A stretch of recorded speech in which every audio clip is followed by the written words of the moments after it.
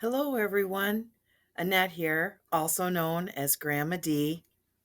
We are here today for another story time.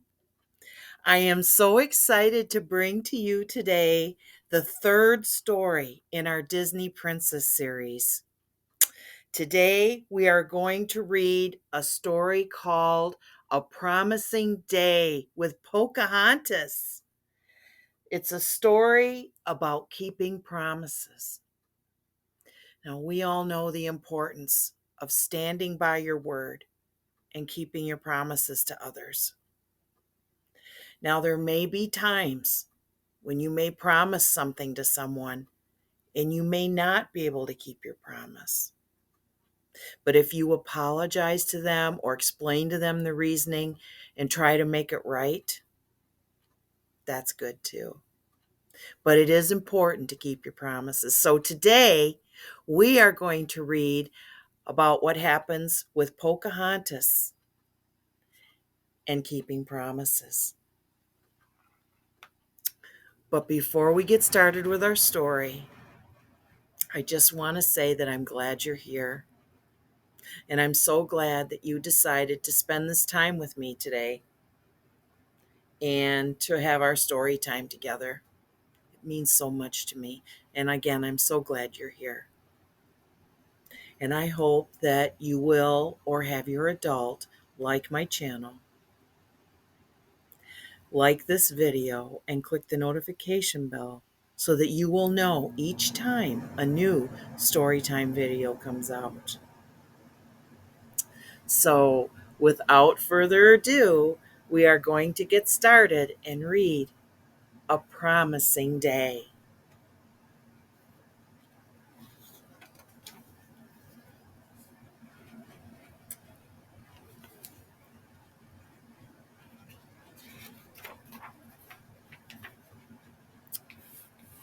Nakoma, Pocahontas whispered gently, nudging her best friend. Wake up.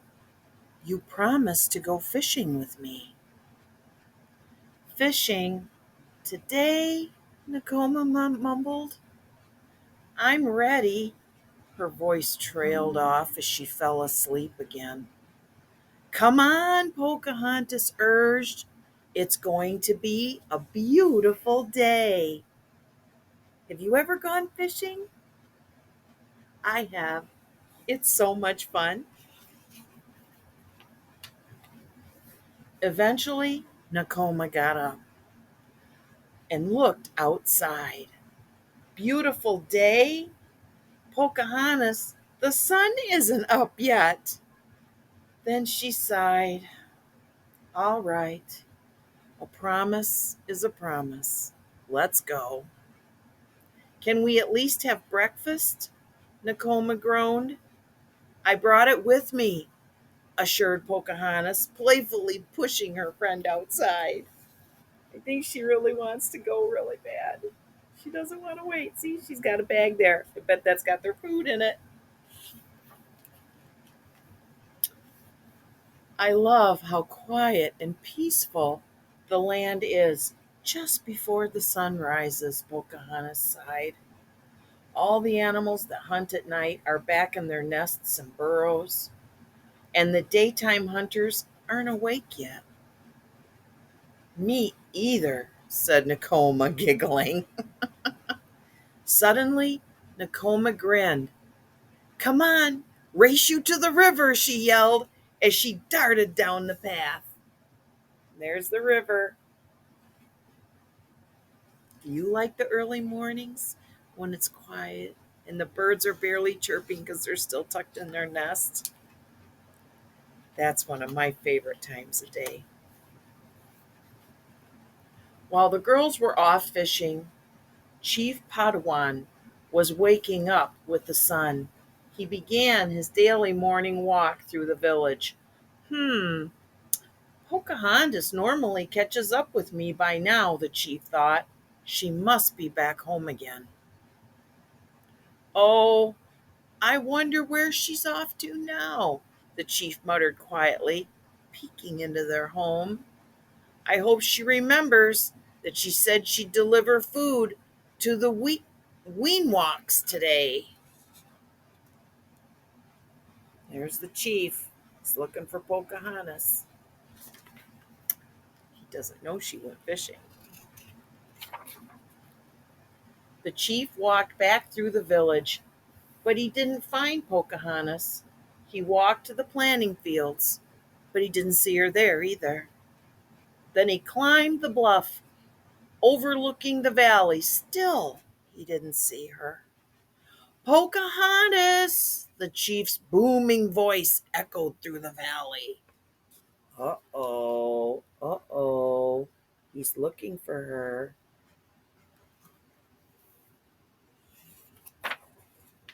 Finally, as Chief Padawan neared the river, he spotted Pocahontas and Nakoma paddling their canoes towards the shore.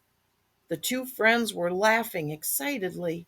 "Good morning, Father," Pocahontas said, hopping ashore. "What are you doing here?" "Looking for you," the chief said.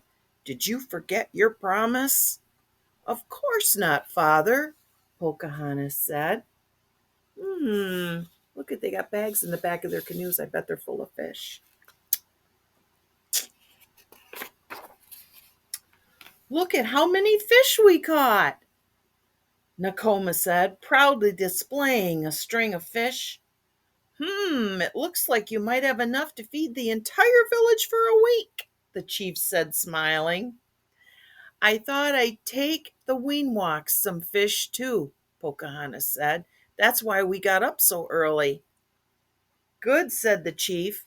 "Remember, the food needs to be there before the sun falls below the trees." Then he walked back to the village. "Look at all those fish on that stringer." Her father looks very happy.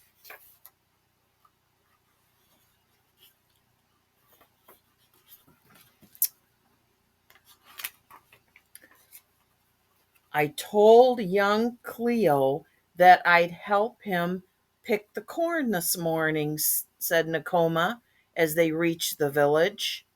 "See you later." "Thanks for going with me, Pocahontas," she called out, hurrying home to pack the food for the Weenwalks. Pocahontas and the chief packed quickly. "Stop it, you two," Pocahontas said to Meeko and Percy, gently nudging them off a bag of food. "That should be plenty," the chief said, adding some berries into the last bag. "That is," he said, "if your friends don't eat too much along the way." And the friends are right there. Look, he's got his nose in the bag and the other one's checking it out. That must be Meeko and Percy.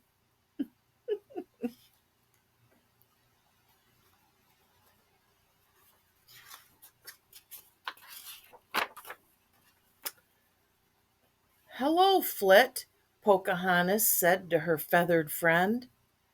"I was wondering where you were." Then, as Pocahontas neared the cornfield, she called, "See you later, Nakoma and Cleo." "Wait!" shouted Cleo. "Where are you going, Pocahontas?" Cleo asked, wishing he could go with her. "Where the two wide rivers meet," exclaimed Pocahontas, walking up to her friends. "I'm taking food to the Weenwalks for their festival." Look at that. Aww. There's Flit right there. He's cute. Looks like a little hummingbird.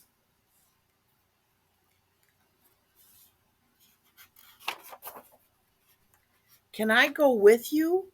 Cleo pleaded. "You told me you'd take me the next time." "I can help too. I'm the best paddler in the village."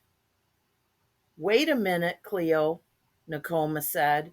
"Didn't you promise to finish the field today?"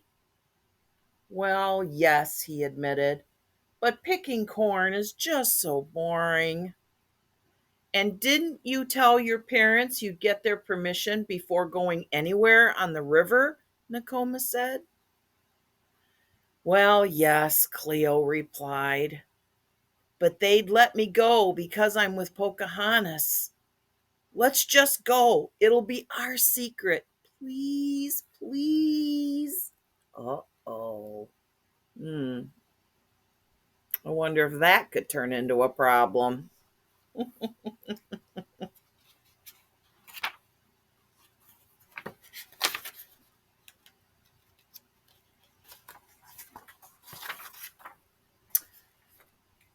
Pocahontas knew Cleo was right. She remembered that she had promised to take him the next time she went downriver. And the trip would be easier if he helped paddle because the canoe would be heavy with food. But if she waited for Cleo to finish the corn, would she be able to deliver the food on time? What would a princess do? Pocahontas thought for a moment and then exclaimed, I have an idea. She's thinking, thinking, thinking, thinking, thinking. Pocahontas smiled at her young friend. I'd like you to come, Cleo. A great paddler like you would make the trip easier and faster. But I don't want you breaking your promises just to help me. It wouldn't be right. Nakoma, would you run back to the village and ask Cleo's parents for permission? Asked Pocahontas, putting down her bag of food.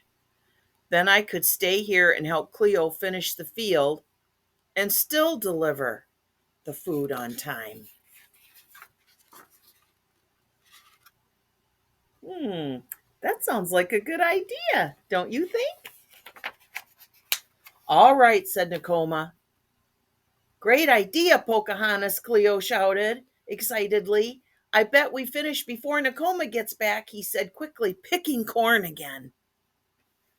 Not if I take the shortcut and run like the wind, Nakoma called out as she ran off. Uh-oh, we'd better hurry and get this field done, said Pocahontas, laughing. Now everybody's in a hurry. Oh, even her two little animal friends are going to help. Look at that. Yay! Maybe Cleo will be able to go. There's that, the last ear of the last plant of the last row, Cleo said. We finally finished. Miko, any sign of Nakoma yet? Pocahontas asked. Look, here she comes, Cleo said, pointing to the trail near the cornfield. Oh, he must see her coming. There's her little bird friend. Yay! That's a lot of corn. Look at all that corn. Your parents said you can go as long as the field is finished and you're back before the sun sets, Nakoma said breathlessly as she ran the whole way. Will you still make it in time, Pocahontas? With Cleo being the best paddler in the village? We will, said Pocahontas. See, I knew they'd let me go with you, Cleo said. We should have just gone. Do you think that would have been the right thing to do? To just go without asking permission and making sure that everything is done as you promised?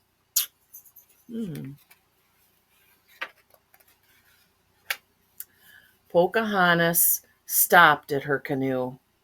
Cleo, I think you're missing the point, she explained patiently. Your parents trust you because you keep your promises. That's why they're letting you go. Then Pocahontas and Cleo climbed into the canoe. Cleo quietly grabbed the paddle just as Nakoma pushed them off from shore. Now let's hurry so we can keep my promises to deliver this food, Pocahontas said, smiling. The end. Look at. There's her little bird friend. There's her little raccoon friend going for a ride. Do you think Cleo understood? You think he realized that the reason his parents trusted him was because he kept his promises? Do you think if he broke his promises all the time and said, "Oh, yeah, I'll help you. We'll do this, we'll do that," and nothing ever came of it, do you think they'd still let him go? Maybe not. What a good story.